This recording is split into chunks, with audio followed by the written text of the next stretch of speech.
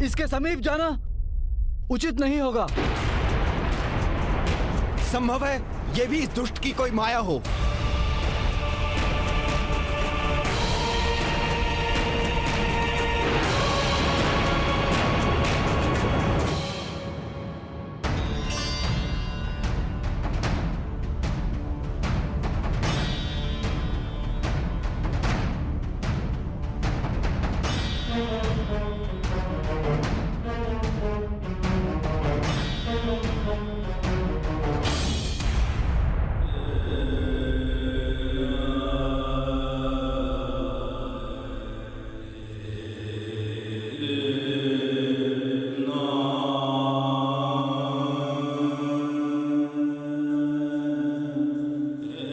इसका शिथिल पड़ा शरीर, श्वास की मंद गति इसका संकेत है कि इसके प्राण अब छूटने ही वाले हैं।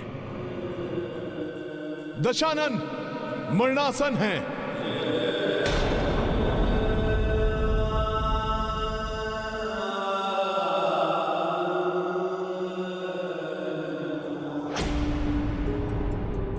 स्वामी के जीवन दीपक की लौ मंद कैसे पड़ गई? कैसे संभव है ये, जब उनका मृत्यु बाण यही सुरक्षित है?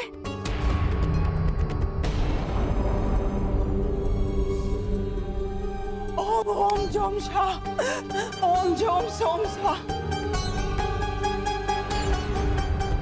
ओम जोम सोम स्वाहा, ओम जोम सोम स्वाहा।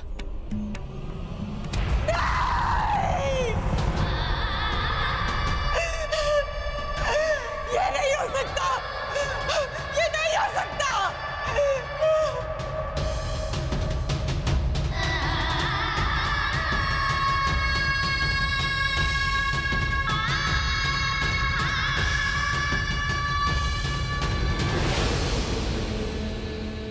अपनी अंतिम सांसें गिन रहा है ये दुष्ट। अंततः धर्म ने अधर्म को परास्त कर ही दिया।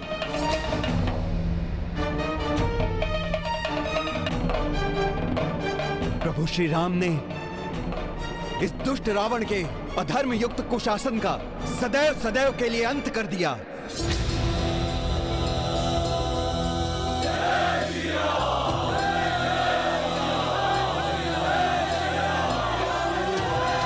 जय श्री राम, जय श्री राम, जय श्री राम।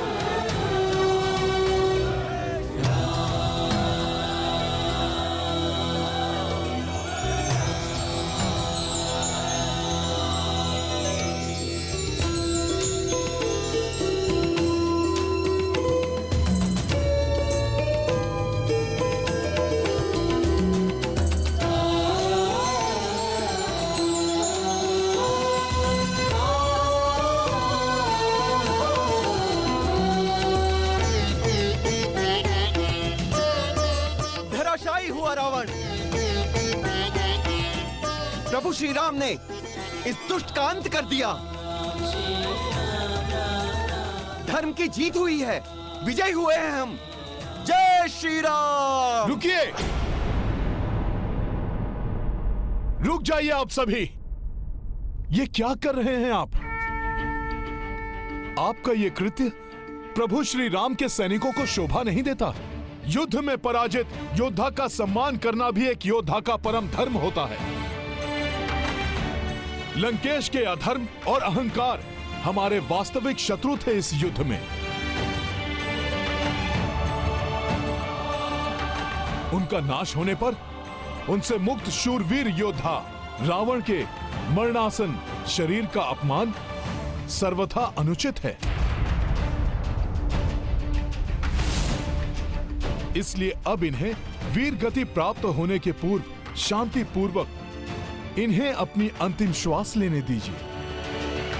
अधर्म की पराजय पर आनंदित होने के साथ हमें यह भी नहीं भूलना चाहिए कि आज संसार एक महाज्ञानी खो रहा है।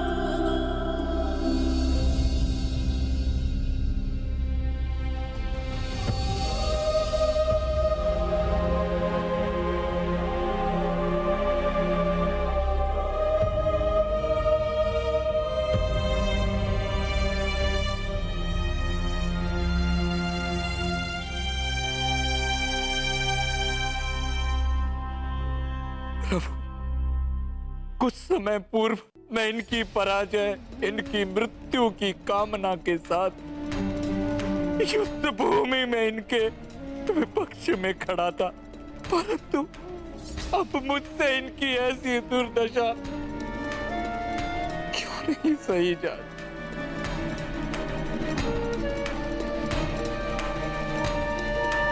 विभीषण जी, जैसा अभी हनुमान ने भी समझाया था, जिसके विरुद्ध आप युद्ध कर रहे थे वो एक अहंकारी अधर्मी है,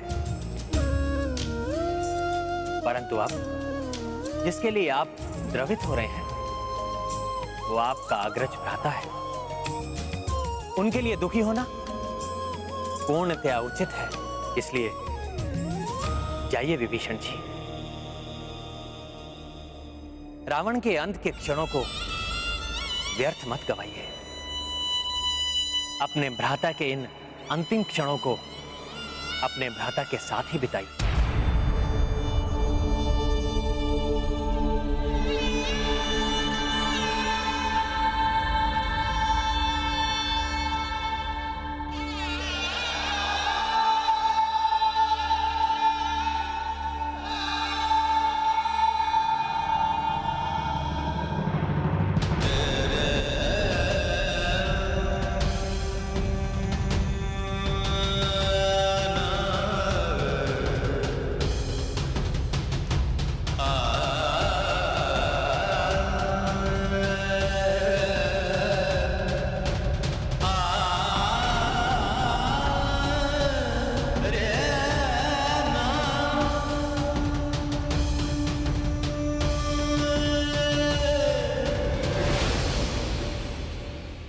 हे भ्राता, कैसा दुर्भाग्य है मेरा, निस्तेज, कांतिहीन, निरीह अवस्था में आपको कैसे देखूं?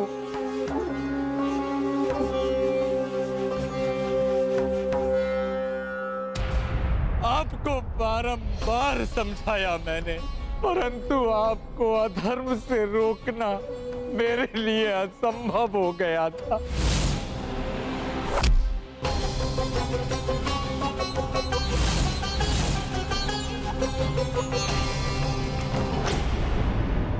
एक और विभीषण जी के लिए ये क्षण घोर दुख और अवसाद के क्षण हैं,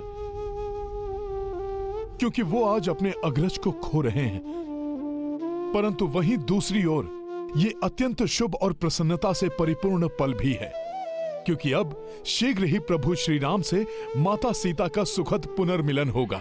देवी मंदोदरी की व्यथा ने मुझे व्यथित कर दिया है। दुष्ट रावण के कुकर्मों का फल आज उन्हें और संपूर्ण लंका को भी भुगतने पर विवश होना पड़ा है। परंतु आज ये अस्त होते सूर्य देव की शुभ्र आभा को देखकर ऐसा प्रतीत हो रहा है जैसे वो अस्त नहीं उदित हो रहे हो। परंतु ये शुभ संकेत के बाद भी मेरे हृदय में आज के युद्ध को लेकर अनेकों आशंकाएं उत्पन्न हो रही हैं, क्योंकि मेरे स्वामी के पास से शुभ संवाद आने में इतना विलंब हो रहा है। आप निश्चिंत रहें देवी, प्रभु का कोई अनिष्ट नहीं हो सकता। आपका कथन सत्य है त्रिजटा, परंतु आज मैं अनेकों आशंकाओं से ग्रस्त हूँ। कहीं ये शुभता लंकाधिपति के लिए तो नहीं, कहीं मेरे स्वामी किसी संकट में तो नहीं। माता सीता तो बड़ी अधीरता से इस शुभ समाचार की प्रतीक्षा कर रही होंगी। संभव है उन्हें ज्ञात भी न हो कि युद्ध का परिणाम क्या हुआ है। मुझे तुरंत जाकर उन्हें यह समाचार देना चाहिए। जय श्री राम।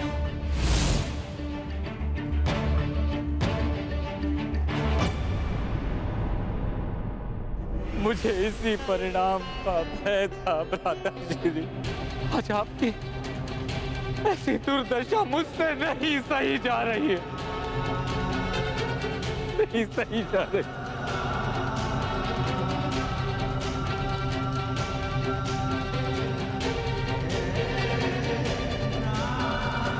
विकम्बद विजेता मेरे भ्राता श्री इस समय पृथ्वी पर समर्थहीन निर्बल असहाय पड़े हैं। जिस अधर्म ने मुझे आपसे दूर किया, अब तो उसका परित्याग कर प्रभु श्री राम को अपने हृदय में धारण कीजिए। वो आपके सभी पापों को क्षमा कर आपको मोक्ष दान देंगे।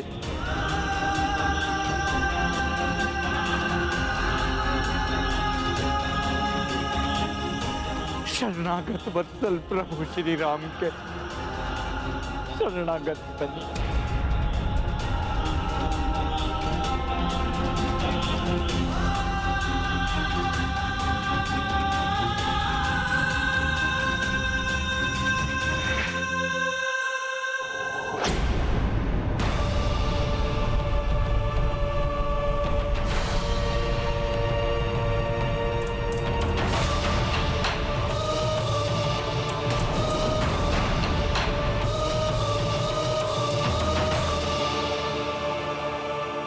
आप धर्म से मुख मोड़ रहे हैं।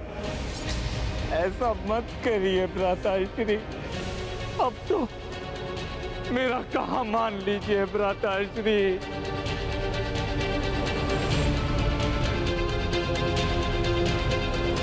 मायावी और वरदानी शक्तियों का स्वामी अहंकारी हठी रावण विजय प्राप्ति के लिए कुछ भी कर सकता है।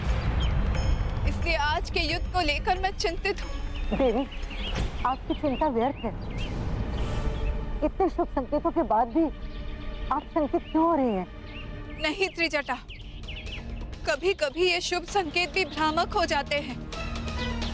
देवी मंदोदरी का यहाँ से व्यग्र होकर जाने से मुझे आभास हुआ है कि यहाँ लंका में आज एक नवीन प्रारंभ होने वाला है।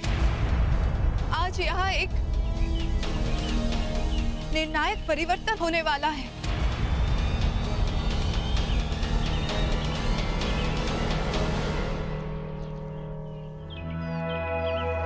आप सर्वथा उचित कह रही हैं माता।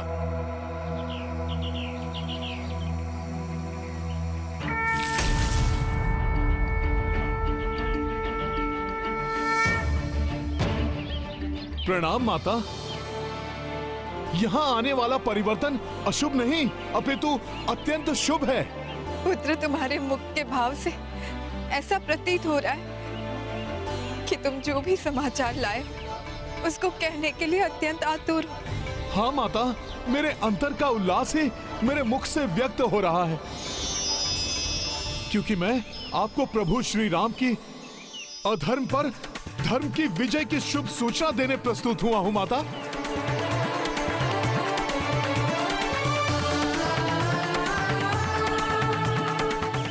माता, अंततः प्रभु ने रावण को परास्त कर दिया और अब रक्षराज दशानन मरणासन अवस्था में है। माता, फिर आप रो क्यों रही हैं?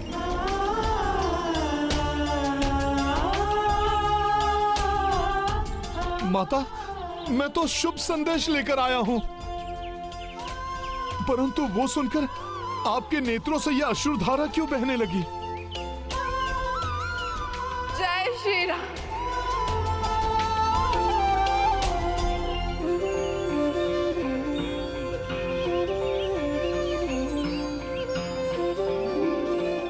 माता, समझा, जो प्रसन्नता आप शब्दों में व्यक्त नहीं कर सकती वो अश्रु रूप में प्रकट हो रही है माता। हाँ हनुमान, नकारात्मक परिवेश में भी भय, संशय और अनिष्ट की आशंकाएं हृदय में घर कर लेती है। अच्छे में भी बुरा दिखाई देने लगता है। कदाचित मेरे साथ भी ऐसा ही हुआ है। मुझे अपने स्वामी के बल पर संदेह नहीं, परंतु हाँ, मुझे ये निराशा सता रही थी जिससे आज मुझे मुक्ति मिली है। मैं अत्यंत प्रसन्न हूँ हनुमान, मैं अत्यंत प्रसन्न हूँ हनुमान। परंतु मेरे स्वामी की विजय का श्रेय तो तुम्हें ही जाता है। तुम्हारे बिना ये संभव नहीं था हनुमान। जो कुछ भी तुमने किया उसके लिए तुम्हारा धन्यवाद करने के लिए शब्द ही नहीं है मेरे पास। माता, ऐसा ना कहें। मैं तो मात्र प्रभु श्री राम का एक सेवक हूं। माता, मैंने जो भी किया वो तो उन्हीं के नाम की महिमा का परिणाम है। और माता, प्रभु ने तो अंतिम युद्ध एकाकी ही लड़ा था, जिससे आपको कष्ट देने का दंड उस दुष्ट को वे स्वयं दे सकें। माता, यहां आपने अनेक यातनाएं भोगी हैं। माता, अब दुख के मेघ सदा के लिए छट जाएंगे। माता, अब शीघ्र ही वो शुभ घड़ी आएगी जब प्रभु और आपका सुखद मिलन होगा।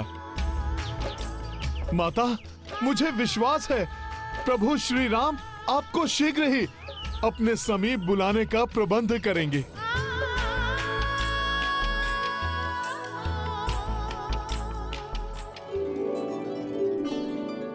भैया, अब आप शीघ्र भाभी माँ को बुला लीजिए। हनुमान आपकी विजय का समाचार लेकर जा चुके हैं।